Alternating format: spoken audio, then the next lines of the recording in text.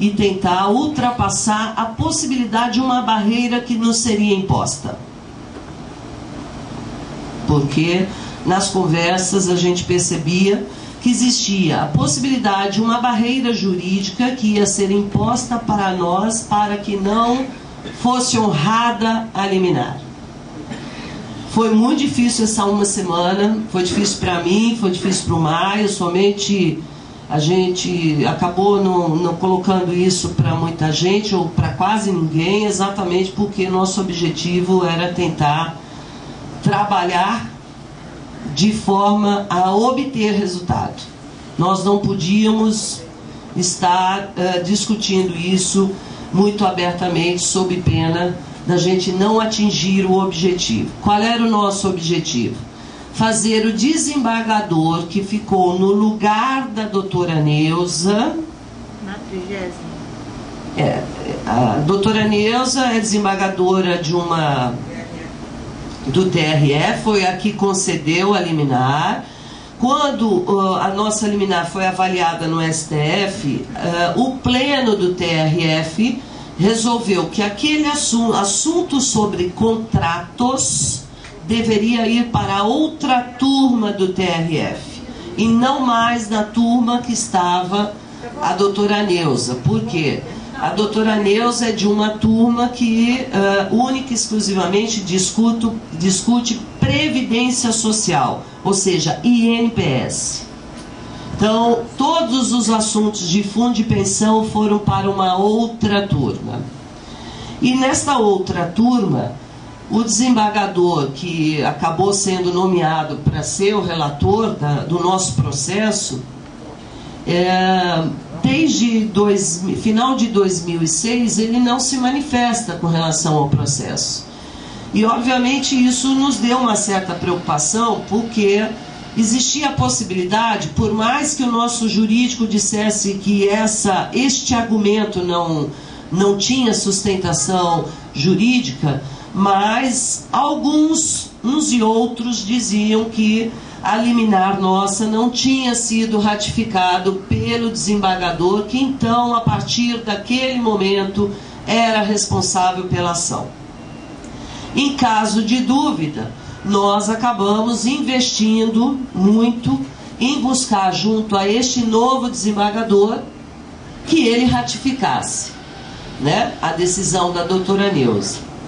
Claro que vivemos assim momentos muito tensos, porque ele poderia ratificar ou não, e aí obviamente o resultado não seria o que nós estamos vivendo agora, mas era uma coisa que tinha que ser enfrentada. Nós não poderíamos, de certa forma, deixar que este argumento jurídico viesse a inundar os nossos pensamentos pelo lado negativo. Então nós fizemos esse movimento. Tivemos êxito nesse movimento, por sinal, nós temos que agradecer inclusive ao desembargador, ao presidente do tribunal, que nos atenderam assim com muita presteza. A gente conhece um pouco da característica desse desembargador, ele tem resistência em receber as pessoas, mas o Dr. Maia foi extremamente bem recebido, ele entendeu perfeitamente a situação, até que na terça-feira eu estive lá. E na parte da manhã, a informação que nós tivemos é que ele ia ratificar a liminar. Claro, a gente só acreditava vendo o despacho dele, mas esse foi o sinal que nós recebemos. Então, os momentos foram de intenso, né, de tensão mesmo, durante essa última semana, mas eu acho que a gente recolheu frutos que talvez jamais nós iremos esquecer, né? Porque foi muito intenso, foram grandes emoções e trouxe um resultado fantástico. E aí é que eu volto a dizer que os nossos companheiros que estiveram conosco em Brasília, eles foram fundamentais para que a gente pudesse fazer esse movimento coordenado, cada um com o seu perfil, cada um com a sua característica, mas todos trabalhando para o mesmo objetivo, e conseguimos ter a ratificação da liminar. A partir dessa ratificação, vários senadores, entre eles e principalmente Álvaro Dias tomou a iniciativa de fazer discussão dentro do plenário do Senado, nos recebeu toda a nossa comitiva e depois nós pudemos e tivemos oportunidade de discutir com ele a estratégia que nós deveríamos perseguir para que todo aquele momento que nós estávamos vivendo viesse a se concretizar. Então, no dia seguinte, nos reunimos, ele trouxe o ministro Pimentel, nossos companheiros entraram na audiência com o ministro Pimentel e também com os demais senadores, entrou o Zoroastro e entrou o Ivan Martins, né? A gente elegeu lá que seriam as pessoas que mais caracterizavam Aeros pelos cabelos brancos e etc e tal. E no dia seguinte foi convocado o ministro Toffoli, né, para se reportar juntamente aos senadores qual seria a atitude dele. E aí, óbvio, quando você constrói alguma coisa e que tem seriedade e que tem representação, há uma tendência muito grande disso evoluir. E eu acho que o que foi mais importante nessa história foi a gente ter obtido efetivamente, né, o compromisso do ministro Toffoli no sentido de honrar a liminar o mais rápido possível, ou seja, ele estaria enviando ao ministério competente, depois da análise jurídica competente, para o ministério que deveria honrar o pagamento, né?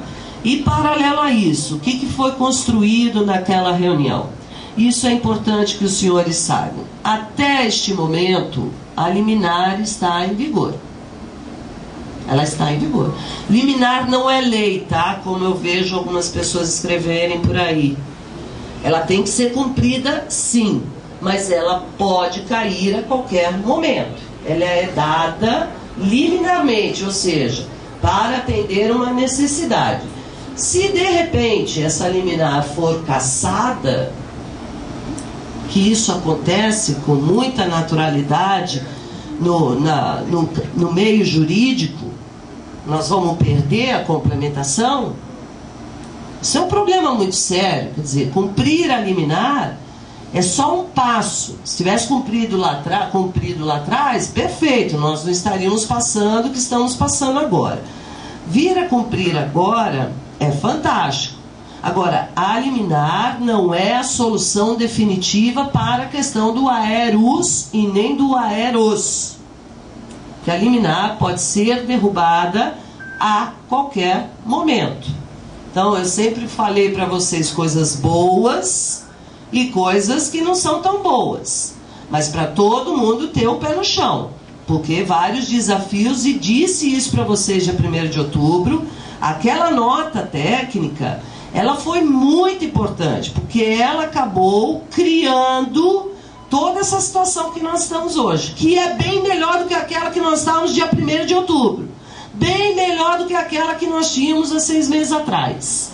Então, trabalhando com essa hipótese, né, de que a liminar é um instrumento jurídico que a qualquer momento ela pode ser derrubada, nós tínhamos que buscar, junto com aquele apoiamento dos senadores e das pessoas que estavam lá, principalmente do senador, do ministro da Previdência, do ministro da AGU, encontrar a solução definitiva.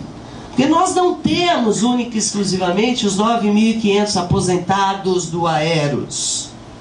Ou melhor, 10 mil, porque envolve os da Transbrasil também. Nós temos também os mais de 10 mil trabalhadores que eram da Varig e que têm suas reservas lá dentro. E nós também estamos buscando obter essas reservas de volta desses trabalhadores. Por que eles não têm ainda? Porque o fundo tem que dar prioridade para os aposentados. A liquidação foi para impedir que o dinheiro das demissões saísse, senão quem estava aposentado já teria parado de receber 1 ano e meio atrás. A nossa expectativa é que a gente tenha a solução definitiva desse assunto.